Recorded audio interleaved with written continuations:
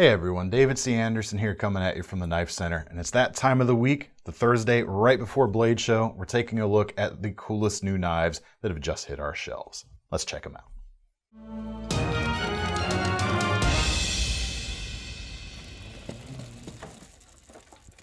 So as we're filming this video, and by the time you folks are seeing it, at least if it's on the first day this is out, we're getting geared up for the Blade Show. Knife shows are back.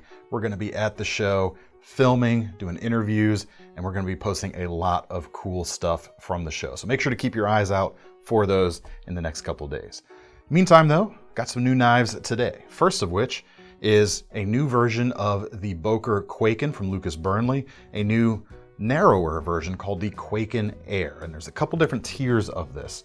You can get it with G10 for about 67 bucks, Cocobolo for about 75, and coming in just under 90, you get this really cool looking stone washed titanium finish. Looks really nice. You got kind of that heavy stone washed texture going on, bit of radius just like the original version of this knife, so it has a nice comfortable feel in the hand, and that narrower blade profile here really plays nicely. You got about 3.5 inches, it's still VG10. You got a nice horizontal grain. And in a way, when you narrow this guy down, you really see like this knife's influence on stuff like the CRKT CEO, especially the new flipper version. This is almost a slightly bigger, definitely more premium option for folks that might be looking for an upgrade for that particular knife. But you've got a liner lock there. Deep carry pocket clip as well, which you can see. Right side only for the pocket clip. Nice hidden lanyard attachment point there at the bottom. And nice crisp ball bearing flipping action going on. Has a really, really nice feel. I think even better, in my opinion anyway, than the original Kwaiken. The flipper tab's a little bit easier to use and the action is just rock solid. All right, we'll keep the Kwaiken train rolling with a new knife from Jake Hoback. This is the Radford. Not a new pattern per se, but we've got a new handle option. This is a GL Hansen & Sons product. It is, they call it G-Carta, that's kind of their name, but it's the Mexican blanket pattern, which looks really, really cool, especially on this knife. 525 bucks for this guy, definitely a lot more expensive than our previous Kwaiken. 3¼ inch blade of 20 CV with a more kind of Western style tanto shape to the blade, a bit of a trailing point on it as well. It's a titanium frame lock, so you've got the full lock bar there on the back. Front side is just that piece of G-Carta right there. So you see a little bit of the color kind of peeking out from inside the knife. There's not a liner kind of hiding things there. Kind of helps with that, just kind of the bright personality of this guy. It's funny to say a bright personality considering it's got a black frame and a black blade, but there's just something really nice about that handle material. Blade folds up pretty much completely. You do see a little bit there right near the front, but it's nicely tucked into the overall handle shape. You've got a hidden lanyard point here as well, kind of milled out of the back spacer itself. Signature axe on the pocket clip, which is reversible in this case. And you've got the Hoback roller detent ball bearings, making that go really nicely too. All right, next up we've got some new Italian slip joints from LionSteel. This is the just the Jack, the JK series. We've got the JK 1, 2, and 3. And several different handles. This one has the green micarta. They start at 129 and you get an M390 blade just over 3 inches. Nice full flat grind. Dual fullers on the side, or dual long pulls essentially, not fullers, so you can open that very easily with either hand. Really nice slicing performance. You've got the crown spine that the Italians are often known for, and you see that carried through into the back spring as well. As far as the action goes, you don't have a half stop, but you just have nice, strong, traditional slip joint action. For about 10 bucks more, you can get the JK2, and that adds a bottle opener slash pry tip perhaps, but more of a flathead screwdriver there on the tip. So it's kind of morphing from just your typical pocket knife almost into a waiter's knife here. And you get the black G10 on this particular version, but again, plenty of handle options to choose from, including some nice woods such as olive wood shown here on the JK3, which is another 10 bucks up. And with that, Same two tools as the JK2, but it adds the nice corkscrew. So really leaning in to that waiter's knife vibe here. Now, I've always loved the olive wood look that a lot of the Italian manufacturers do like to use. It's a really good kind of local feeling wood to them. And you can probably guess the other options we have in this range. There's a Santos mahogany and a carbon fiber as well. I really like that that combination tool right there. Gives you a little bit more length than a lot of typical like Swiss Army knife style bottle openers, for just a little more reach when doing the screw driving type of stuff. And it just looks really good too. All right, we're gonna stick with Italy for a minute with a new Fox. This is the Yaru, designed by Jesper Vaknes, who of course also designed the Suru for Fox. And this is kind of the bigger brother to that knife. And it's bigger, but it's still a sub 3-inch blade. We're about 2 3/4 in fact, because the original Suru is a pretty small knife. But you get kind of the vibes of that. Kind of sits somewhere in between that Suru and CRKT's Pilar 3 from the same designer. This one's maybe not quite as narrow, but kind of an in-between shape there. I really like that. Price on these guys is up there a little bit, comes in about $345. You've got an S90V blade here, so that's part of the reason for the premium price there. You've got a really, really high degree of edge retention going on. Slightly thicker on the blade stock, but you have a almost full flat grind to mitigate that a little bit. You should still be able to slice with this pretty well, and definitely a more usable tip than the smaller Suru knife comes with. Black PVD stonewashed coating on the blade here, and your black titanium stonewashed for the frame. Nice ball bearings in the pivot as well. Frame lock, milled pocket clip with the nice zirconium ball. I think it's zirconium, but the nice ball bearing there at the end for the retention point. Really good flipping action too. It's kind of a 3.5 finger grip for someone with slightly larger than average hands like myself, but you do have that choil there. You can choke up, get a little bit more of a heavier grip if you need to. Just watch the back of that edge if you're gonna do that. But you could also use that just for the more finer control of the tip if you like. On top of the flipper tab, you've also got that opening hole, which you can use for thumb opening. And I'm either getting better at doing the middle finger flick, or this is just one that's easy enough. There I go. I thought I was doing better. Oh well. There we go. The middle finger flicks pretty well. Some of you folks out there are definitely gonna have an easier time than I do. Really like the knife. I'd say it's, I've always liked the Suru, but this one kind of solves some of the problems that come from it being such a short knife, but it still has a nice compact footprint on this Yaru. Definitely worth checking out. All right, next up, I want to show you, we've got a good batch right now from Grimsmo of their Norseman model, coming in about $1,400 right now. Definitely a pricey knife, but one of those classic titanium frame lock flippers these days. Kind of similar vibes to the Yaru, at least in the finishing, just kicked up a little bit. You've got an acid washed blade here, stone washed titanium for the frame, and copper anodized accents on the thumb stud and the barrel spacers here at the back, as opposed to the subtle bronze or subtle brass ano on that Fox knife. The blade itself has that kind of distinctive Norseman shape, 3.7 inches RWL 34 steel, so really good performance. We've got that leading edge there with a lot of belly on it and plenty of recurve to do some nice pull cuts and slicing with. Now the titanium frames on these guys are always really nicely done. Even though you've got a large blade approaching 4 inches there, handles are nice and slim, so it's gonna be very easy to carry. All the edges are softened, rounded over, so they're not gonna be sharp. Right here on the index finger spot, it's really nice. And you may think that might create some problems with the lock bar release, but I've never found that to be the case. It's quite easy to disengage when you're ready. And of course, you got that nice drop shut action as well. And of course, you got that nice flick open action on top of that also. Really cool knives, several different color variations we've got right now. I think this one in particular has just a nice vibe to it. All right, next up, one more fancy knife, and then we'll get into some more affordable options. New WingmanEDC knife, a collaboration with GTC on this particular design.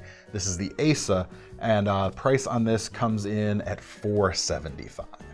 This is another S90V blade option in this case, just over 3 inches, about 3 1/8. And you've got these compound grinds, very kind of indicative, very signature type of look for a GTC collaboration.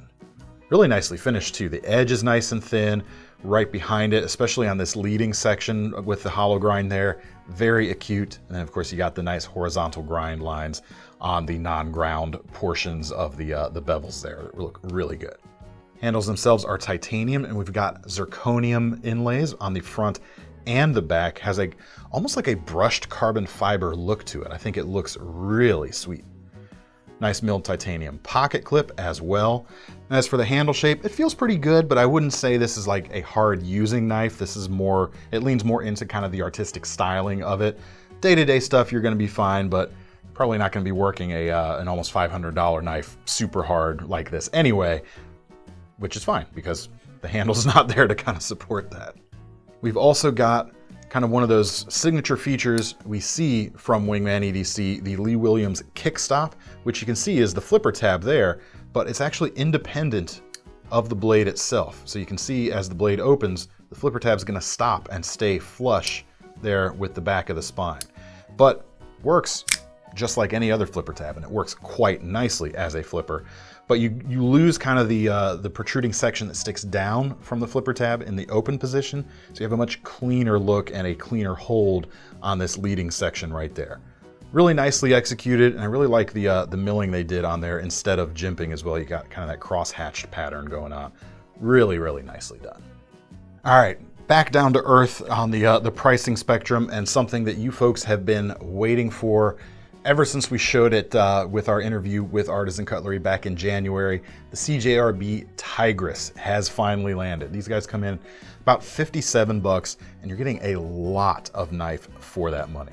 3.5-inch blade, gigantic cleaver, not too thick, with a full flat grind or very nearly so. So you've got a lot of power and slicing potential built into this particular blade shape. And some good steel too. You've got their RPM 9 powder metallurgy steel that's gonna give you some really good edge retention and some good stainless qualities as well. There's a few different options for the handles, but you can see we've got a couple different colors of G10 going on, black and blue in this case. Although they may call this gray, sometimes they call it gray and it has a little bit of a blue tint to it, but it's blue and black. And you've got some nice red aluminum accents both on the pivot collar, front and back, and that nice aggressive, or not aggressive, but I don't know, bold backspacer there as well. I think it looks really nice. Plenty to hold on to here as well. Maybe a little tiny bit uncomfortable here near the front end. It's not quite as contoured as CJRB's other famous cleaver, which we'll get to in a second, but definitely a really good feeling in the hand, nice and solid, and definitely something that is going to make an impression when you pull it out of your pocket and go to cut something with it. Now, formerly the king of CJRB's cleaver heap was the Crag, and there is a new version of the Crag out now as well. Kind of the same things in terms of the blade capabilities that I said about that Tigris could be applied here, just slightly shorter blade height on this one. But again, RPM 9 here as well, about 3.4 inches. Carbon fiber for the handles, flat, not contoured like our Burlap KnifeCenter exclusive. And nice liner lock there as is typical. 45 bucks for these guys right now. So again, a lot of knife and a lot of performance for your dollar. Now both of these CJRBs also have ball bearings in the pivot. So you've got really good flipping action. Maybe even more impressive feeling on that Tigris just due to the size of the blade. But if that's a little too big for you, this one's gonna be a little easier to carry. Deep carry pocket clip on these guys, both of them as well. You've still got a lot of power, and I'd say slightly more comfortable handle on this knife as well. All right, next up, we've got a bunch of new Condors that have landed just in the last week or so. Got a few of them, a few of the new models right here. The first is a new design from Julio Diaz. This is the Bush Slicer Sidekick. Comes in just over 100 bucks, and we've got 1095 carbon steel here, about 4¼ inches of it. Now the handles here, we've got black micarta, a little bit on the smaller side. It's a little bit cramped for my particular hand size. I can kind of choke up past the front a little bit to make up for that, but it has some really nice contours to it in just your standard hammer grip and pinch grips a little bit, although I might go in and knock down that point on the back a little bit so I could drill a little bit better with it. But being as it's a companion to the Bush Slicer, which is kind of a kitchen-oriented camp knife, you've got kind of the same kind of considerations in this smaller knife due to the actual angle of that edge itself. It's kind of a modified Wharncliffe, rather than a drop point. And it gives you a little bit of kind of angle up to the handle so that if you're working on a surface like a cutting board with this knife, you're going to be able to do that without too much trouble. Now, as with most of Julio's designs with Condor, we get a nice gray Kydex sheath here with a leather backer and belt loop. But of course, you've got the hole patterns here. You can use like the tech locks and that sort of thing to mount it to your belt in a different way if you prefer something a little different.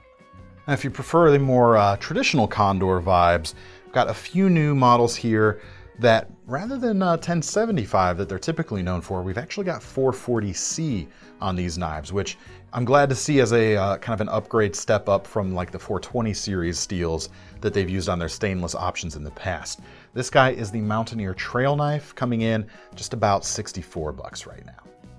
Now, you guys know I love a Nessmuck shape, and this is probably, I think, my favorite Nessmucky profile that Condor has put out yet, which is funny because it's not quite a traditional Nessmuck. It's almost like a Nessmuck Tonto hybrid with kind of the leading edge here. You do have a defined point, but if you wanted this to just be mostly belly, it's going to behave that way on these slicing cuts, and especially as you sharpen it a bit, you're kind of going to round over that hard point there.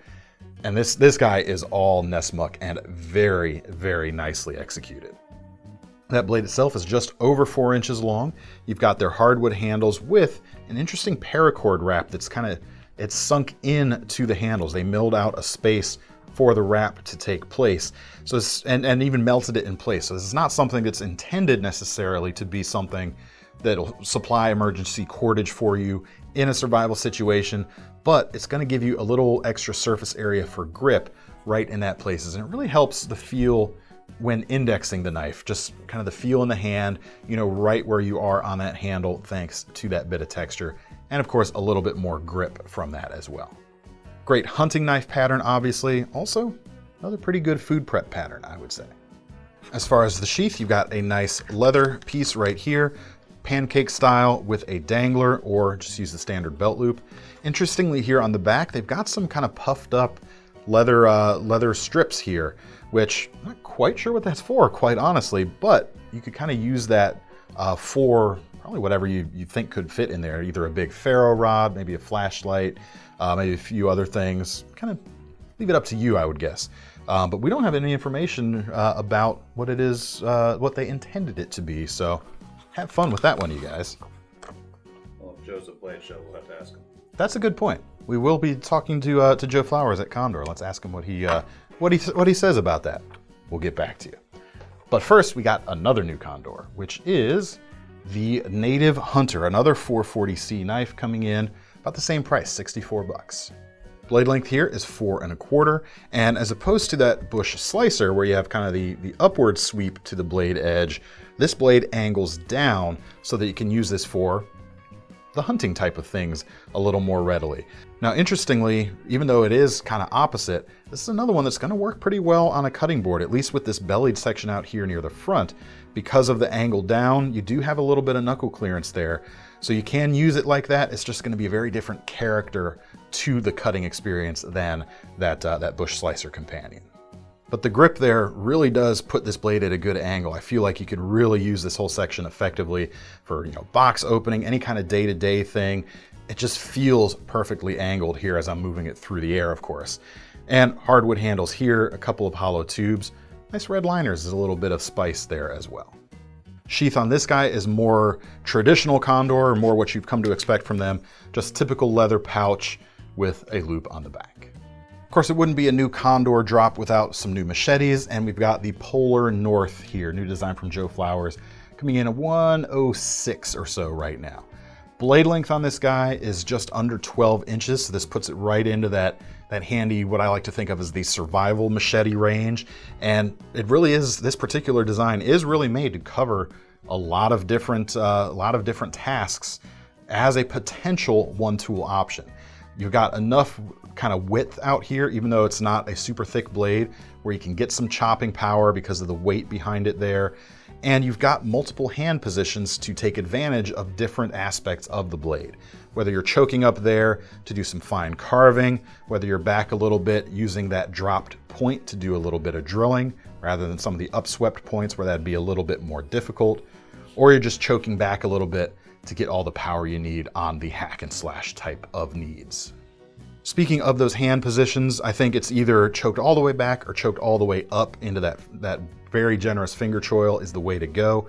When you're kind of here right at the middle of the handle, so to speak, feels like it might be a little bit twisty in the hand if you're doing the swinging stuff, or even the smaller stuff. But when you choke up, you get the flat of that blade that kind of counteracts it a little bit. And there's a nice little bit of safety built in, that since they didn't grind the sharpened edge all the way through into that choil as well. But then when you choke back for the swinging, it doesn't feel twisty at all. It is going to have a nice solid grip when you go to swing. Another type of as expected sort of Condor sheath for this knife, spine draw on the leather with a couple of retention straps and a nice swiveling belt loop too. Next up, we've got a new SOG, a new entry into their Kiku series with the Kiku Assisted folding knife coming in about $145. For that, you've got S35 VN steel, 3.5 inches with that compound tanto shape, very familiar to the Kiku series, as are the scalloped green micarta handles that you get here, which pretty comfortable as they typically are. This one might have maybe a hint of some high points here along the inside, but it's not too bad. You've also got a truly deep carry pocket clip. It bottoms out past the end of the handle there, and this is reversible too. And actually, the clip itself sits inside the liner while being screwed in from the outside. Kind of cool. As far as the assisted action, it's pretty nicely done. You've actually got a button lock release here, and when it's in the closed position, the way that button sits, you get a little bit of the edge here, but it's essentially completely flush when you slide up from the pivot area. Really nicely done. Feels the attention to detail there feels really nice, and you got a nice subtle safety here as well. It's not a big, huge spine mounted thing. It's just this little lever here right behind that button lock. So you can lock this into position when you're closed, so it's not going to open accidentally. Just simply push it forward, hit those thumb studs, and you're out you go. Now for something with kind of similar vibes, but not quite the price tag, new Kizer from their Vanguard series. This is the Lan from Azo and Ray knife, comes in at $69 right now.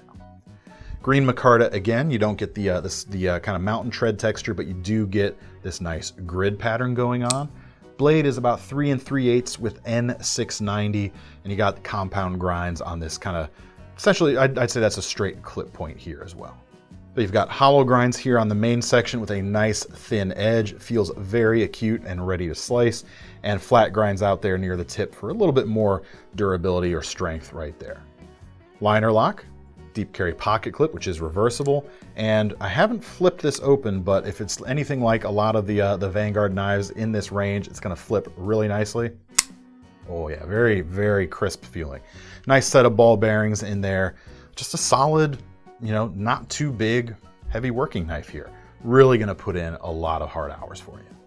For something a little more subtle, we've got a new Begleiter design from them. This is the Mini Begleiter, also part of the Vanguard tier of Kizer products. Comes in $55 right now. Sub 3-inch blade, N690 again, full flat grind, and you got this modified sheep's foot profile here. Really solid small utility knife here as well. Dual thumb studs, deep carry pocket clip again, right side only, and the red handles here are micarta. At least that's what the spec sheet says. It feels like a nice paper micarta. So you've got a really good feel going on. Really subtle milled lines on the diagonal here. You don't even really feel them as individual ridges. You just have a nice kind of matte texture to it. We've also got a liner lock on this knife and ball bearings, and let's check out that flipping or flicking action since you don't have a flipper tab. Really nice, very crisp, really cool little compact utility blade here. We've actually got another one from Kizer. Kind of, I can say the similar things there. Good compact utility blade, but not quite as narrow in this case, and not part of the Vanguard line either. Sorry, no, that's not true. This is part of the Vanguard line, but it's a bit more expensive, coming in at $129. This is the October, designed by Dmitry Osarenko. And really nice vibes here. Kind of reminds me of the Alliance Design Slim Pickens a little bit, which we have an exclusive of, but much more affordable. It's interesting that they say this is part of the Vanguard line because the specs are, considerably higher end than most. 20 CV blade steel here, lots and lots of edge retention going on, and you got this really cool modified sheep's foot shape, really good, almost cleaver-like. So the same things I said about those CJRBs earlier. You've got some similar cutting vibes with this blade itself too. We've also got red micarta here, but it is a linen micarta. You can see the nice patterning to the fabric there. Deep carry pocket clip, right side only, and no big flipper tab, but you have a nice subtle flipper tab kind of cut out or nestling into this small cutout at the back of the handle itself, and it works really nicely. The liner lock on this guy is inset, so it's a little bit nicer as well. Just overall pretty cool. You've got a nice wider contact patch on the handle to hold on to, so if you think you might be pushing your EDC utility blade a bit heavier than that Begleiter would lend itself to, definitely check this guy out. Last but not least, we've got a new entry into Cold Steel's Chaos series, the new Chaos push dagger coming in at $48. Same kind of D-ring style design as the Chaos fixed blades, but instead of being made out of aluminum, you've got synthetic materials here with some rubberized texture back here for grip. You still have that nice SK5 blade steel, double-edged, about 5 inches of it. And you will have to install them yourselves, but it does come with the nice hardened spikes. You can install it on both sides of that handle for those nice classic Chaos vibes. As you'd expect also from Cold Steel and the Chaos series, got a nice Securex sheath there with your typical kind of nylon belt attachment, but again, tech locks will work as well. All right, that's all I've got time to show you this week. Make sure to stick around for our Blade Show coverage over the weekend and into the next coming week as well. But let me know what you thought of the knives here down in the comments. Want to get your hands on them? Links are in the description as always. Make sure you sign up for our Knife Rewards program so you can earn some free money to spend on your next knife when you're putting your hard-earned money down today. I'm David C. Anderson from the Knife Center signing off. See you at Blade Show.